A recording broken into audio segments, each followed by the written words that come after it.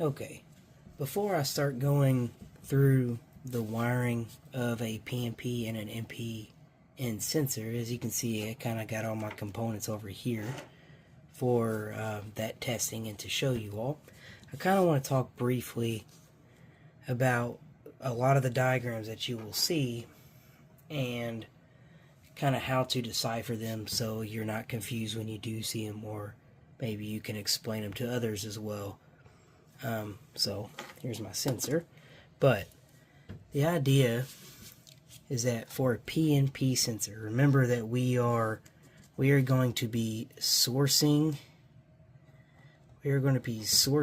current with a PNP sensor, which means we're going to go from 0 volts to 24 volts on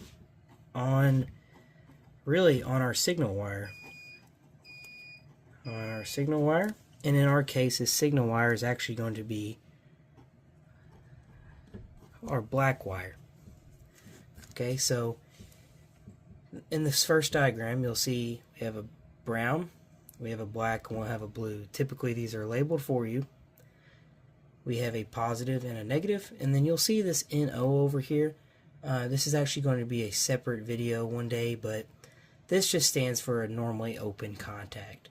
So for this contact to make, we are going to need to apply voltage to it. Kind of similar to our last video when we talked about the relay and how when we apply voltage across the coil that our normally opens actually get voltage to them. Kind of that same concept. So we're not going to go too much into this, but just know that both of these sensors today are identical in the sense that they are both the same size, same dimensions.